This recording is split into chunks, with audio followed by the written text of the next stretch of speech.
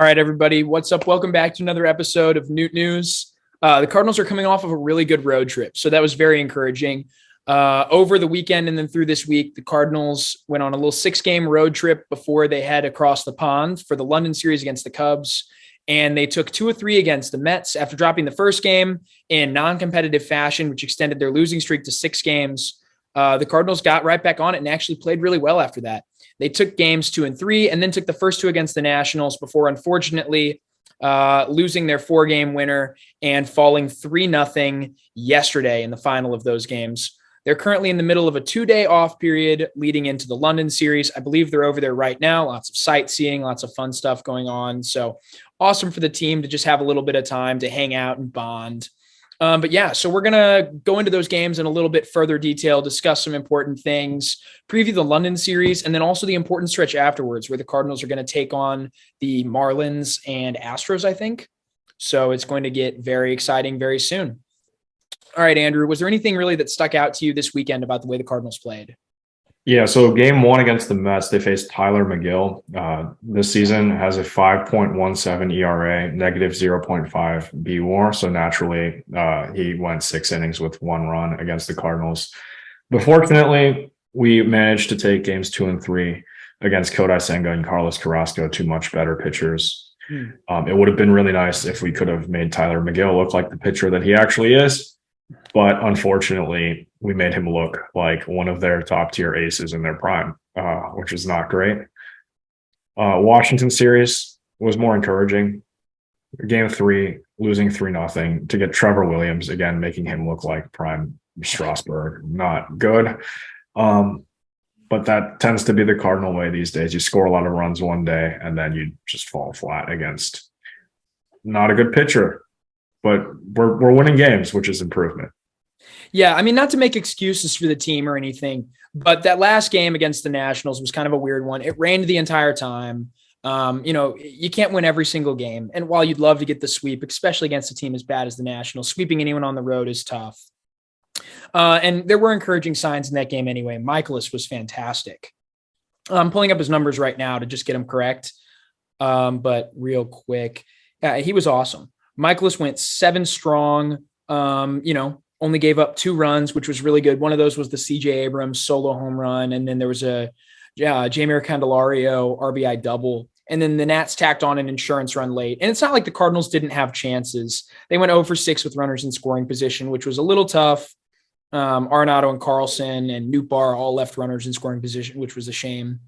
But it was a really encouraging series and a really encouraging road trip. It was nice to see the Cardinals look competitive. They looked really good against the Nationals for most of that series, actually. Even with Jack's bad start in game 1, all 3 of our starters went into the 7th. Monty was definitely the bright spot there. He went 7 strong. I believe only gave up the 1 run. Yeah, only 4 hits, 1 run, 6 strikeouts. He was fantastic. And the offense really came together in what really seemed to be a statement 9-3 victory over the Nationals and talented young Mackenzie Gore. So very encouraging series. If you're the Cardinals, what I've been saying, the most important thing right now is just winning ball games. And that's what they did on this road trip. They went 4-2, kind of quieted everyone's fears a little bit, and they extended their sort of cautious hope for at least another week. Yeah, we're going to London now. And as we saw in 2019, anything can happen in London. The Yankees and the Red Sox played 2 games. And they combined for 50 runs. If you saw the graphic of the London Stadium and the configuration of the outfield wall compared to Busch Stadium and Wrigley Field, I think on average the wall was at least 15 feet closer to home plate. So it's not great. The Yankees in 2019 won 17-13 in game 1 and then won 12-8 in game 2. There were, 4 innings in the first game that were 6 runs, 2 for each team. And then the Yankees had a 9-run outburst in 1 inning in the 7th. So things can get really crazy here. Adam Wainwright and Jack Flaherty going. 2 guys that give up some fly balls. I don't know. I prefer to see Montgomery and Michaelis who keep it on the ground a little bit more, but I don't know. Things could get ugly in London. What do you think is going to happen, Sandy? Yeah, I noticed. So the Cubs have gotten their best 2 pitchers in here. They're taking advantage of the off days and kind of reconfiguring their rotation. to have a competitive advantage. I'm a little surprised the Cardinals didn't do the same. I figured Montgomery might be available for the second game. Definitely surprising to not see him getting a shot here. So I guess the Cardinals are confident in rolling with Waino. Again, I'm not going to say that it's wrong. Waino deserves the chance to pitch in big spots. He's been a Cardinal for 20 years, but at the same time, is he the guy I want when the wall is even shorter? He has trouble keeping the ball inside of Busch Stadium these days. I'm not sure how he needs to have his stuff. If Waino hangs a curveball, it's probably going to get punished. And there are some Cubs that can hit for power too. Ian Happ in particular is going to be someone to watch, and Christopher Morel, who's been on a power binge since getting called back up. So those are going to be some guys to watch. There's also rumors that these showcase events have juiced balls. So yeah, I think it could be a really, really fun series. I'm hoping for a lot of offense from the Cardinals. And I think if it becomes a slugfest, I like our offense better. Stroman and Steele are really tough. But if this is kind of an all-out scoring environment, I do think the Cardinals can outscore the Cubs in a slugfest. I'd love to see us take both games. That'd be ideal.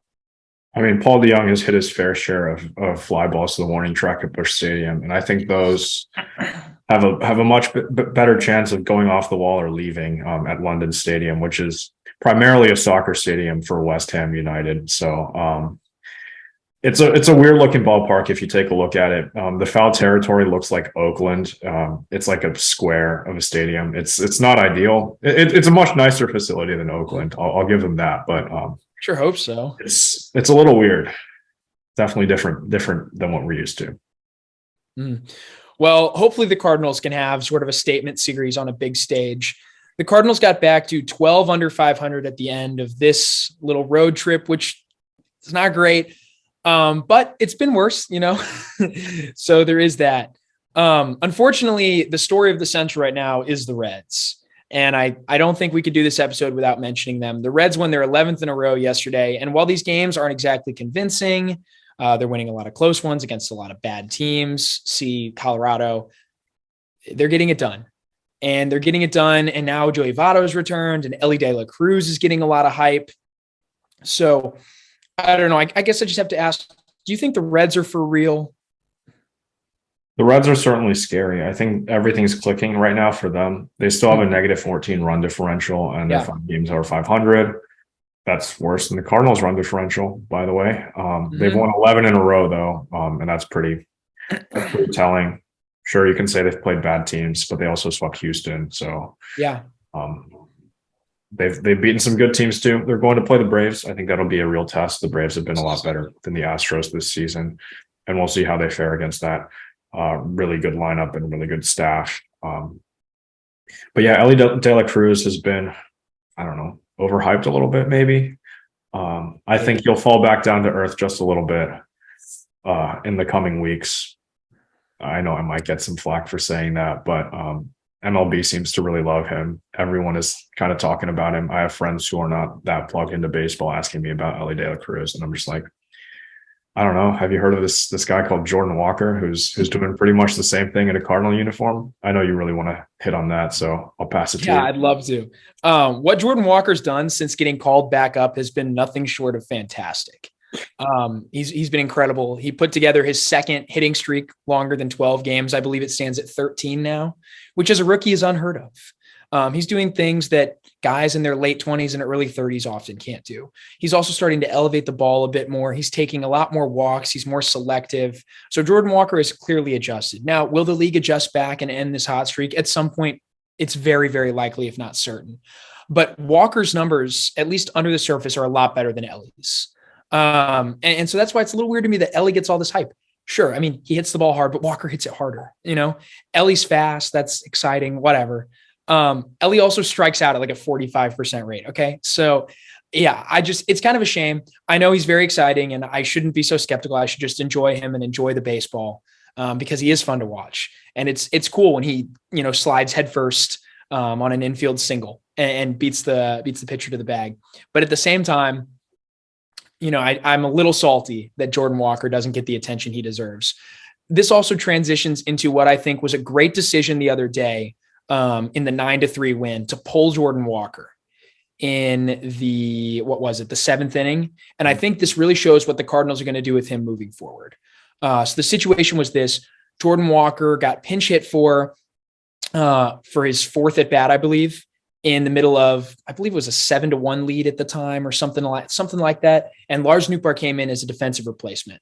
And I do think this is mostly how the Cardinals are going to treat Jordan Walker moving forward. If you're the Cardinals and you need to win games right now, having Jordan Walker in the defense, in the outfield, having his defense is a liability. So you want to minimize the effects of that. So I've noticed the Cardinals playing him at DH a little bit, which if you're above 500, you're probably not doing that. But right now the hole is so deep, you need to dig out. And so you can't have him in the outfield. So I actually do support them kind of just foregoing this as a developmental year for him in the outfield, getting his bat in the lineup, getting him at DH, especially while he's still hot. And then if you fall out of the race, if the Cardinals become true sellers, then yeah, play Jordan Walker in the outfield every day and get him all the reps he needs. But as long as there's any amount of hope, especially in a division like the NL Central and a team like the Cardinals that's only 7 back of the Brewers, who are kind of the team to beat in this division, in my opinion, still, I think it's fine. I think it's a great decision. So I was really happy to see that. And I hope that's what we see moving forward. I hope we see more Jordan Walker at DH and more defensive replacements in games that the Cardinals don't need his bat anymore. So I think that was a great decision by Ollie that went overlooked. And even a lot of Cardinals fans were against it, asking, what does Walker need to do to stay in the lineup? Well, play good defense for start. So I think that's a great decision. So I just wanted to say that I think that's the way they're going to be treating him for at least the next month or so until the deadline. Yeah, Jordan Walker is definitely a top 3 hitter on this team. He is hitting 303 with a 132 OPS plus 850 OPS. However, if you look at Baseball Reference, his WAR is negative 0.3. So someone hitting like that, it's pretty telling how bad their defense is if they have a negative WAR. And it's quite a bit negative, not just like negative 0.1. Negative 0.3 is pretty bad for WAR. That means in terms of his entire package, he is negative 0.3 wins less than an average AAA player. And an average AAA hitter is not hitting 303 with an 850 OPS in the big leagues. That just means his defense is terrible. And yeah, I think sticking him at DH is going to be really good if we're going to try to win games. Obviously, you want him to develop into that outfielder. Yeah. I was saying last week with the potential Goldschmidt trades that we could move Walker to first base if he goes. But yeah. I don't know if I still want to do that after some of the comments that we got. I don't know. Maybe it brought me back. I will say, anyway, moving Walker to first base would waste his arm, his speed, and his athleticism. And I do think that projects to being a really good outfielder at some point in the future. Just not yet, because he doesn't have the experience. He transitioned to the outfield at the end of last season after playing in the infield his whole life. So it's going to take some time. Speaking of players that haven't been playing the outfield for very long, I want to pose a question and ask, with Lars Nootbaar back in this lineup, do you think Tommy Edman should still be in the outfield every day? As long as Paul DeYoung's bat warrants time, yes. Because if you're the Cardinals and you can get Paul DeYoung to be a slightly above average hitter and play premium defense, then I'm fine with sticking him at shortstop every day. It is tough because he doesn't always give you productive at bats. He's not one to move the runner over. He's not one to take walks. I wish he was Paul to walk more often, but a lot of times it's quick strikeouts. And then he runs into a couple home runs, but he's been running into home runs at a high enough rate this year to justify playing him. He also has some trade appeal at this point, I think. So the Cardinals are going to continue to trot him out unless they become sellers. So I'm okay with that. I also think Edman's been good enough in the outfield to stay out there. He's been a premium fielder. Now his arm leaves something to be desired. And at some point in time, as long as Edman's still part of this team, if he's not moved in some sort of pitching deal, such as the Cease deal first presented by Jeff Jones, and then later, we kind of hopped on that. As long as that doesn't happen, then yes, I would like to see Edman transition back to the middle infield. Do you kind of agree with that? Yeah, I think Edman's been good in the outfield. I just don't know if it should be in center because Carlson and Nootbaar both have very strong arms. We've seen them throw runners out. And I think center might be a little bit too demanding for him. Maybe sticking him in left field would be best. I think left fielders in general don't need as strong of arms because that throw to third is a lot closer. Yeah. But yeah, defensively, he's looked really good. I just question whether or not he should be playing center field every day. Yeah, I think the reason he plays center is because of his speed. I mean, we've seen Edman track down some balls that I'm like, hey, I don't know if DC was going to get that. So he's been a lot of fun to watch out there. Definitely puts his body on the line in the outfield. But you're right. His arm doesn't play. And so that's why you hope at some point he's back in the infield because he is an infielder. I don't want to have infielders in the outfield. That is not the goal. And moving forward, I really hope that's not what this team looks like. But right now, I think it's an okay decision. I understand where it's coming from. And also, if Paul DeJong slumps hard, because he's been known to do that at times, then yeah, get his bat out of the lineup, get Edman back into the middle infield. And then you can continue to go with Nootbaar, Carlson, and Walker. And if O'Neill returns at some point, I heard he's resuming baseball activities soon, got an injection in his back. We'll have to talk to Jeff and figure out how he's doing. Jeff always has the good injury updates. But apparently he's progressing well. So if he's back, then you can roll with your original outfielders and you don't have to get Walker's glove in the outfield. He can sort of be your DH. But yeah, as long as DeJong is worth sticking in the lineup, then I understand the decision to play Edman in the outfield. I didn't understand the decision to have DeJong in the lineup against Mackenzie Gore because DeJong does not hit lefties. I don't know why Ollie continues to insist playing the lefty-right matchup, even though it doesn't work with DeJong. Yeah. DeJong's a reverse splits guy. He always has been. And I really wish that they would have stuck Edman at the short, Nootbaar in center, and that probably, we won the game anyway, so it doesn't really matter. But yeah, by principle, I think that would have been a better lineup to have. For sure. I kind of wonder if Nootbaar was not available to start because it definitely was puzzling to not see him up there. He hits lefties pretty well. And, I figured he'd be in the lineup. He came in late. But I think him coming off the IL, maybe they just said, hey, we'll give you this day off. Not even a true day off, but we won't make you start. We don't want you out there all game long. I was glad he was the first one off the bench for sure. But yeah, I think maybe he wasn't available to start. That would sort of explain it to me. But if that's not true, then yeah, bit of a baffling decision by Ollie. So Andrew, what's the outlook for you on this team moving forward? Do you think the season is pretty much going to be decided in the next couple of weeks based on how they play? I will not buy back in until we are within like 2 games of a postseason spot. And I think we might have to hold a postseason spot for me to buy back in because this team has not really given me any reason to give them hope. Like obviously the talent is there. Jordan Walker is exciting as we talked about. Nolan Gorman's been slumping a little bit, but I believe that he'll be right back on track after a couple of days off, All-Star break, whatnot. We don't really need Nolan Gorman right now. The lineup has been pretty good with Walker holding down that spot anyway. But until we show that we can put it all together, win the easy games, we really should have swept Washington. I think we should have swept the Mets because we dropped the easy game against McGill. Until we show that we can win the easy games, play fundamentally sound baseball, not make silly mistakes, which we kind of haven't in the last week, but I need to see more of that until I see this team start to put it together more and be not 12 games under 500. There is that. Maybe like 3 or 4. Like, yeah, I said before that the Cardinals were 7 games ahead of the Brewers at the end of the season last year and made up a lot of games post-trade deadline. But that was a team that was hovering around 500. We're not 12 games under 500. The Cardinals have never been 12 games under 500 in my lifetime. So right now, yeah, except for right now. So it's a completely different outlook that we need to have right now. Sure, we're not that far back, but we haven't shown the ability to make up that many games yet. And until we are, I think I'll set it now. I'll say until we're at least within 2 games of a playoff spot, I will not buy back in to this team's ability to win. How about you? In my opinion, if the Cardinals are within 5 games of Milwaukee at the deadline, it's worth augmenting the team because I think we're a better team than Milwaukee already. Milwaukee obviously has been incredibly lucky this season to be where they are. Their run differential is far worse. Their bullpen FIP 28th, their rotation FIP 23rd, their WRC plus as a team 26th.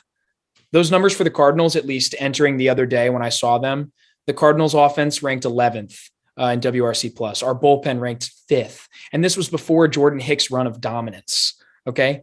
The Cardinals rotation was a top 15 rotation by FIP. The Cardinals are still doing a lot of things right.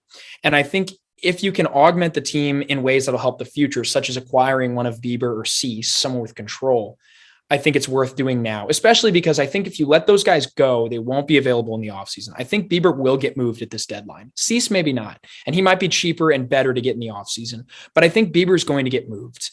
And so if you're going to be the team that acquires him, you have to do it now. Whether you think you can win this year or not, he's on your roster next year and he counts for that rotation too. So I think if you're within 5 games, go for it.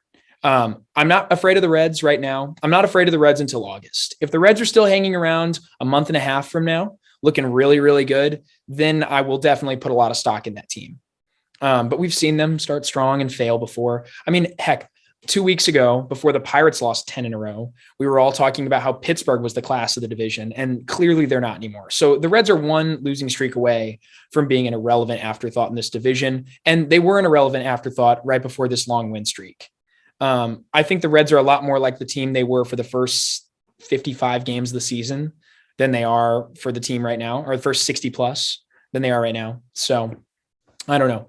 But yeah, I think the Cardinals, if they can close, because they're 7.5 behind the Brewers right now, if you can get that number down to 4.5 or 4, yeah, go for it. Don't trade Hicks at that point, who I think could fetch a solid price. Don't trade Flaherty and Montgomery. Like, go for it. Try to win. If it's clear the Cardinals can't win, then yeah, I won't buy in. And I hope they, make some solid trades. I think you failed to mention the other team that we're playing this weekend. The Cubs are 8-2 in their last 10. I don't know. I think the Cubs fans on TikTok will get mad if you don't at least address them a little bit.